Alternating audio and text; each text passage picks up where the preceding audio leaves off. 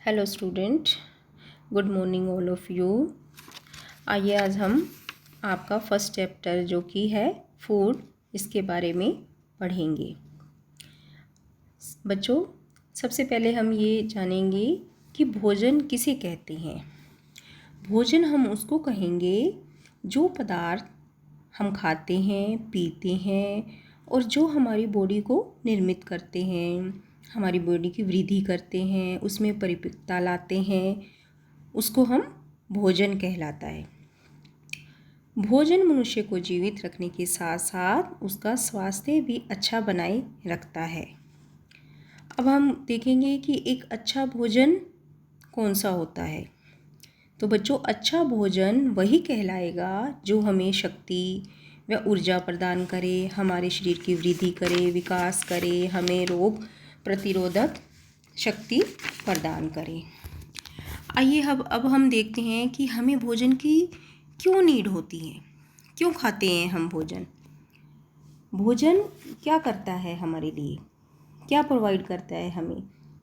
सबसे पहले हम देखेंगे कि भोजन हमें सहायता करता है वृद्धि के लिए, जीने के लिए, काम करने के लिए एनर्जी देते हैं और हमें अलग अलग तरह की जो डिजीज़ होती हैं उनसे लड़ने की शक्ति प्रदान करता है, अर्थात हमारी इम्यूनिटी स्ट्रॉन्ग करता है। अब हम देखते हैं कि भोजन में कौन कौन से न्यूट्रिएंट्स होते हैं।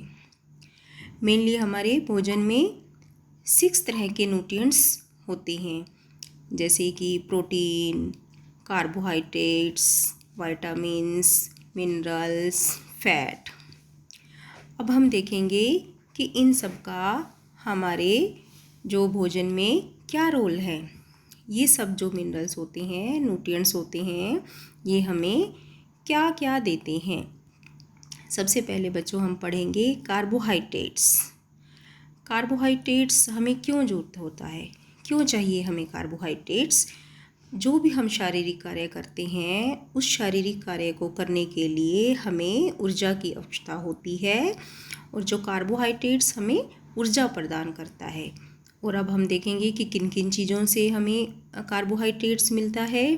अब आप नीचे देखो कि इसमें दिखा रखे हैं कि जो जितनी भी सीरियल्स हैं, पल्सेस हैं, शुगर है, पोटैटो है, हनी, इन सब से हमें कार्बोहाइड्रेट्स मिलता है जो कि हमें काम करने की शक्ति प्रदान करते हैं। आइए हम अब देखते हैं फैट का क्या रोल है हमारे भोजन में। अब हम फैट, जिसको हम वसा कहते हैं, वसा का क्या काम होता है। वसा जो होती हैं ये हमारे बॉडी में जो भी सॉफ्ट पार्ट होते हैं, जैसे ब्रेन, लीवर्स, लंग्स, इनकी प्रोटेक्शन करता है, यानी इनको कोई भी आघात या चोट लगने पर बचाता है।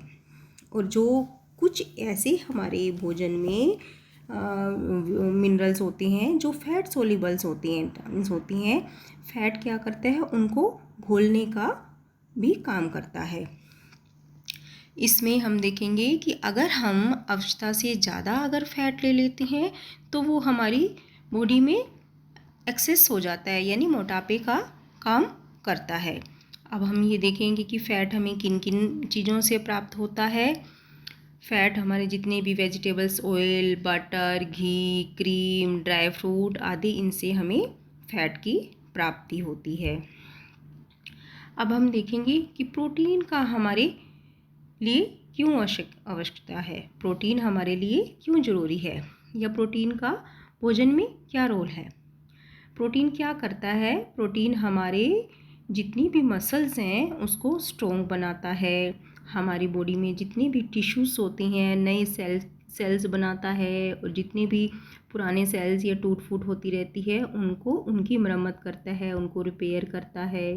अब हम देखेंगे प्रोटीन किन किन चीज़ों से हमें मिलता है। अब आप देख रहे हैं नीचे दूध और दूध से बने पदार्थ, एग, बटर्स, डिफरेंट तरह की सभी तरह की पल्सेस, ड्राई फ्रूट आदि, इनसे हमें प्रोटीन की प्राप्ति होती है। और जितने भी ग्रोइंग चिल्ड्रंस होते हैं उनको प्रोटीन की अधिक मात्रा की आवश्यकता पड़ती है। आइए अब हम देखते हैं कि विटामिन्स एंड मिनरल्स का हमारे भोजन में क्या रोल है या हमें वो क्या प्रदान करते हैं। विटामिन्स जो हमारी वो होते हैं, इनको हम बॉडी बिल्डिंग या प्रोटेक्टिव फूड्स भी कहते हैं। क्यों कहते हैं प्रोटेक्टिव? क्योंकि ये हमारे को डिजीज़ से बचाते हैं, हमारी इम्यूनिटी को स्ट्रॉन्ग कर बनाते हैं। अब हमें किन किन चीज़ों से विटामिन्स और मिनरल्स की प्राप्ति होती है? जैसे कि fruits, egg, green leafy vegetables, इनसे हमें विटामिन्स और मिनरल्स की प्राप्ति होती हैं। बहुत से ऐसे मिनरल्स होते हैं जो हमारी बॉडी को हेल्दी बनाते हैं, हमारी बॉडी को स्ट्रेंथन प्रदान करते हैं, बोन्स को स्ट्रॉन्ग करते हैं, जैसे कि आयरन, कैल्शियम्स, आयोडीन, फॉस्फोरस। ये कुछ उदाहरण हैं मिनरल्स के। अब इनकी कमी से भी कई तरह के रोग हो जाते हैं। जैसे आपको पता होगा कि जो आयरन की कमी से जो क्या रोग हो जाता है? अनीमिया। कैल्शियम का हमारी बॉडी में क्या रोल्स होते हैं? कैल्शियम क्या करता है? हमारी हड्डियों को मजबूत बनाता है। और आयोडीन की अगर कमी हो जाती है तो कौन सा रोग हो जाता है? गॉइटर रोग हो जाता है। इसीलिए विटामिन्स एंड मिनरल्स का भी हमारे भोजन में बहुत ही महत्वपूर्ण रोल्स होता है।